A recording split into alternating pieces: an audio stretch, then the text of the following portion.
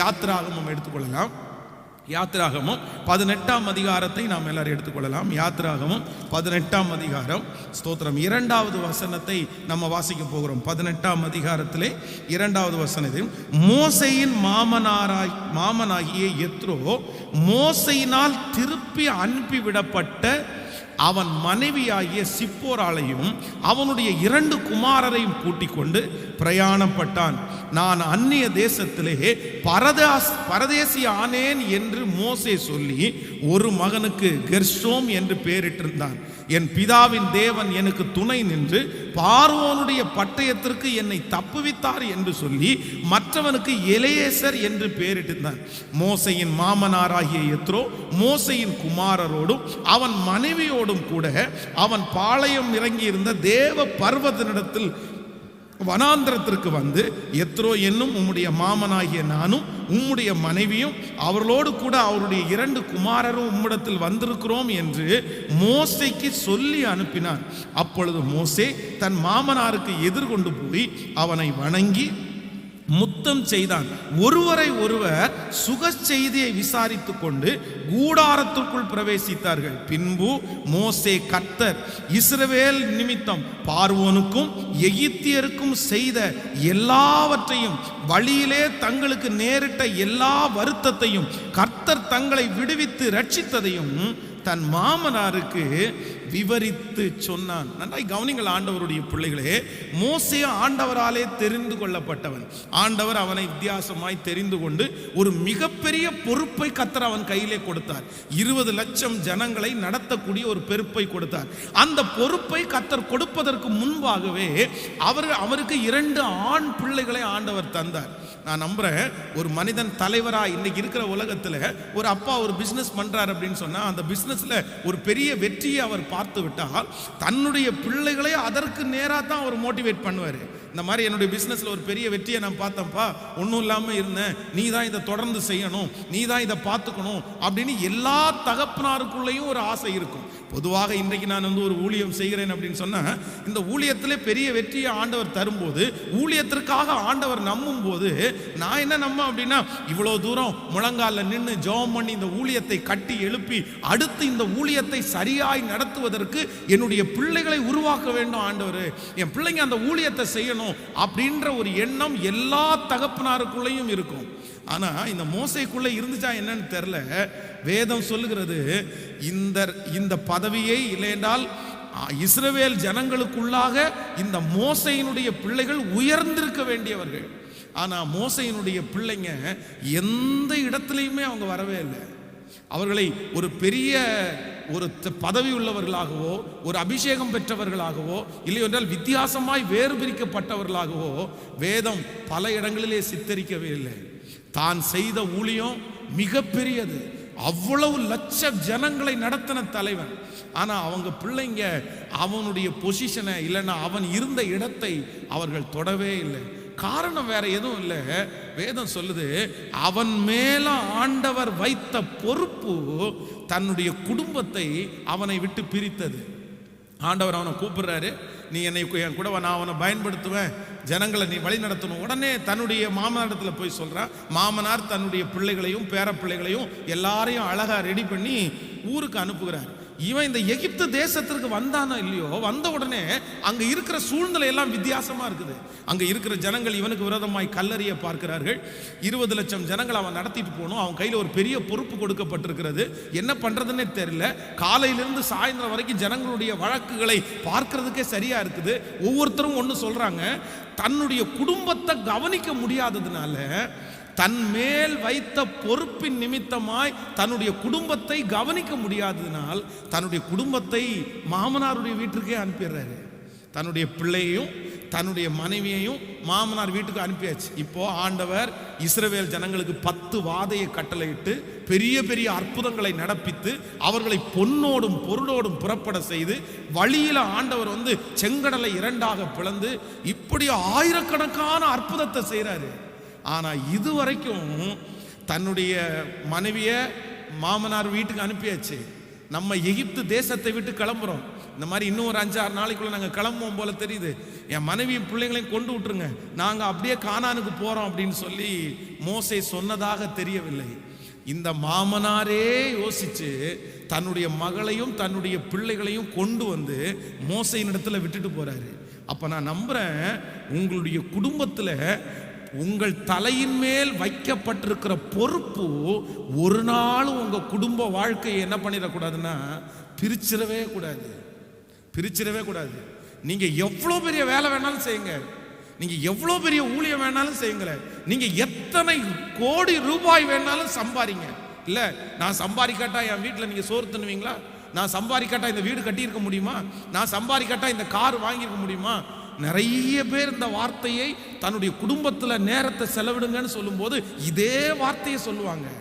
ஆனா brother sister, கோடி ரூபாய் சம்பாதித்தாலும் உங்க குடும்பத்தில் நீங்க ஒரு பிரிவினை உண்டு பண்ணுவீர்களே, ஆனால் நீங்க சம்பாதித்த பணத்திற்கு எந்த வேல்யூமே இல்லை.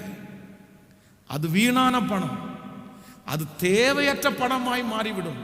அதனால என்னுடைய பொறுப்பு ஒரு நாளும் என் குடும்ப ஐக்கியத்தை என்ன பண்ணக்கூடாதுன்னா அது பிரிக்கவே கூடாது.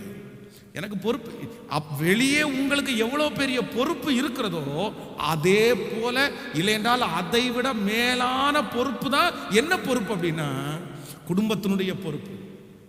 சிலர் இதை சாக்கு காட்டி பயன்படுத்துவாங்க. இல்லை நான் ரொம்ப பிஸியாக இருக்கிறேன், நீ வேணா போமா, நான் வர முடியாது. நான் சொல்றேன், எல்லா இடத்திற்கும் நீங்கள் போக வேண்டும் என்று சொல்லவில்லை, இல்லைன்னா டெய்லி உங்க வீட்டில் நீங்க இருங்கன்னு சொல்லலை.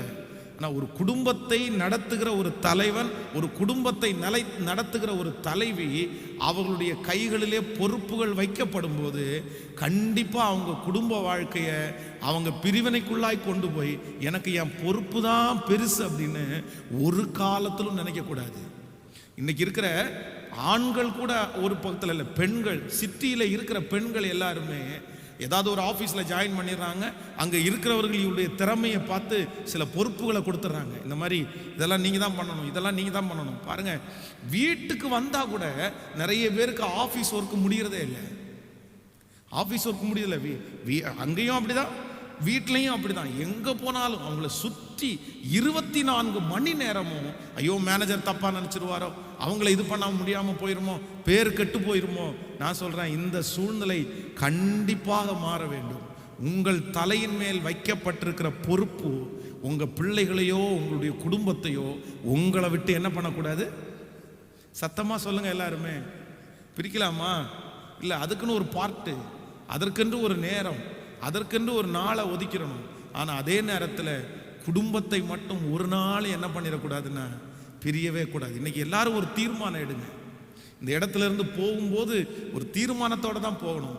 எனக்கு எவ்வளவு பொறுப்பு என் தலை மேலே வச்சாலும் நான் என் குடும்பத்தை மட்டும் என்ன பண்ண மாட்டேன்னா பிரியவே மாட்டேன், பிரியவே மாட்டேன். என்ன, நம்ம நிறைய பேருக்கு கோவம் வரும், தள்ளி உட்காரு, போ, தள்ளி போ, சத்தம் போட்டிருக்காத, அப்போ ஆஃபீஸ் ஒர்க் பண்ணுறேன்னு தெரியாது, அம்மா ஆஃபீஸ் ஒர்க்கு பண்ணுறேன்னு தெரியாது.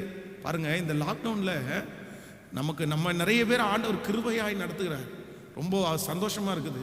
ஆனால் சில குடும்பங்களில் இருக்கிற பிள்ளைகளை பார்ப்பீர்களே, ஆனால் கணவன் வேலைக்கு போகிறாங்க, மனைவியும் வேலைக்கு போகிறாங்க, 2 பேரும் வேலைக்கு போய் தனியாக வாலிப பிள்ளைய வீட்டில் உட்காந்து அவங்க கையில் ஒரு ஃபோனை கொடுத்து நீ உட்காந்து கிளாஸ் அட்டன் பண்ணு, நான் வர்றது வரைக்கும் நீயே சமைச்சு வச்சுக்கிற சாப்பிடு அப்படின்னு சொல்லிட்டு போகிற நிறைய குடும்பத்தில் இருக்கிற பிள்ளைகள் வீட்டை விட்டு தன்னுடைய மனைவியும் தன்னுடைய தகப்பனும் தாயும் வீட்டை விட்டு வெளியே போன உடனே அவங்க பண்ற அந்த பாவங்கள் சொல்லி முடியாததா இருக்கிறது, சொல்லி முடியாததா இருக்கிறது.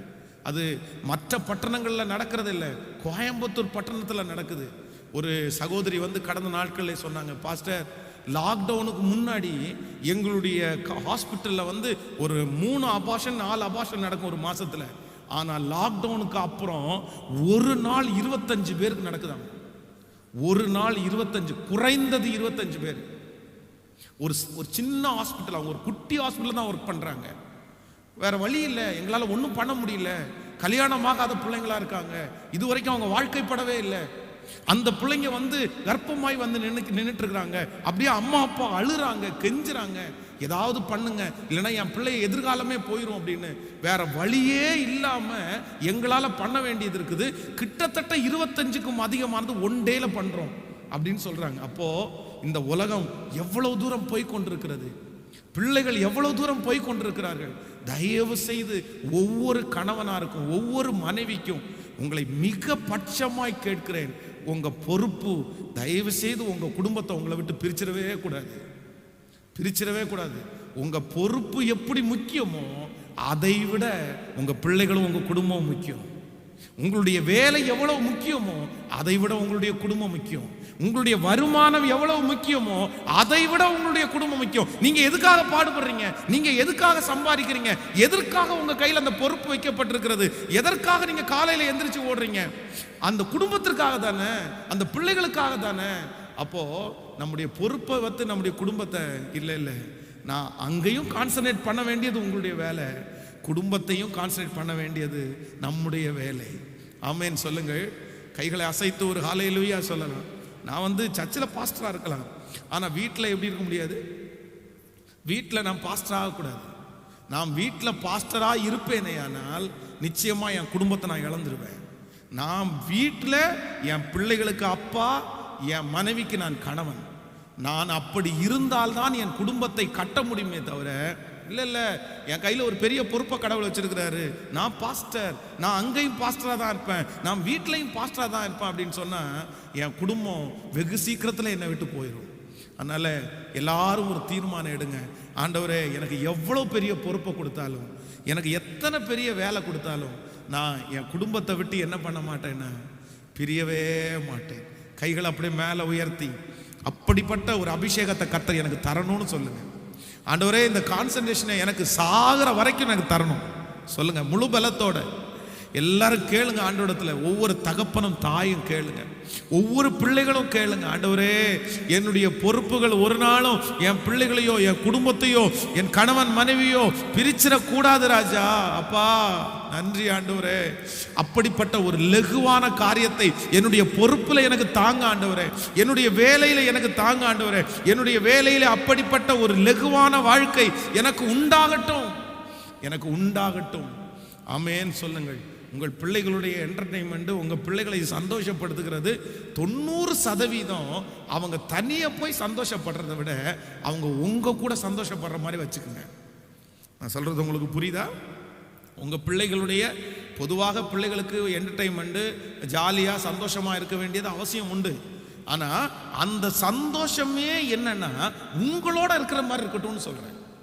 நீங்களும் அந்த சந்தோஷத்தில் கூட இருந்தீங்க அப்படின்னா உங்கள் பிள்ளைகள் கண்டிப்பாக தவறான வழிக்கு உள்ள உங்களுடைய கணவனோ மனைவியோ போகவே முடியாது. ஏன்னா இன்னைக்கு இருக்கிற காலகட்டத்தில் கள்ள தொடர்புகள் தலைவிரித்து ஆடுகிறது. தேசத்திலே அதற்காக பர்மிஷன் கொடுக்கப்பட்டு கட்டவிழ்க்க விடப்பட்டிருக்கிறது. பரவாயில்ல, இன்னைக்கு டைவர்ஸ் கேஸ் நம்ம சில நேரங்களில் மேலை நாடுகளில் தான் கேள்விப்பட்டிருக்கிறோம். அங்கே இந்த மாதிரி கணவன் மனைவி பிரிகிறது ஒரு பெரிய விஷயம் இல்லைன்னு. நீங்க இங்க பாருங்க, நம்முடைய பட்டணத்தில் நம்முடைய தேசத்திலையும் இப்பொழுது எங்கு பார்த்தாலும் குடும்பத்தில் பிரிவினை ரொம்ப ஈஸியா அசால்ட்டா சொல்லிடுறாங்க பிள்ளைங்க. எனக்கு வேண்டாம், நான் விட்டுறேன், 2 வருஷம் வாழ்ந்தேன் எனக்கு போதும், 3 வருஷம் வாழ்ந்தேன் எனக்கு போதும், நான் வாழ மாட்டேன் அப்படின்றாங்க. அப்படி ஒரு சாப கட்டுக்குள்ள நம்முடைய தேசம் போய் கொண்டிருக்கிறது. ஆனா இதுல இருந்து தப்பிக்கிறதுக்கு ஒரே வழி, எத்தனை பொறுப்பு வந்தாலும் என் குடும்பத்தை விட்டு நான் என்ன பண்ண மாட்டேன்னா, எனக்கு எல்லா பொறுப்பை காட்டிலும் முக்கியமான பொறுப்பு என் குடும்பத்தை கவனிப்பது. ஆமென் சொல்லுங்க.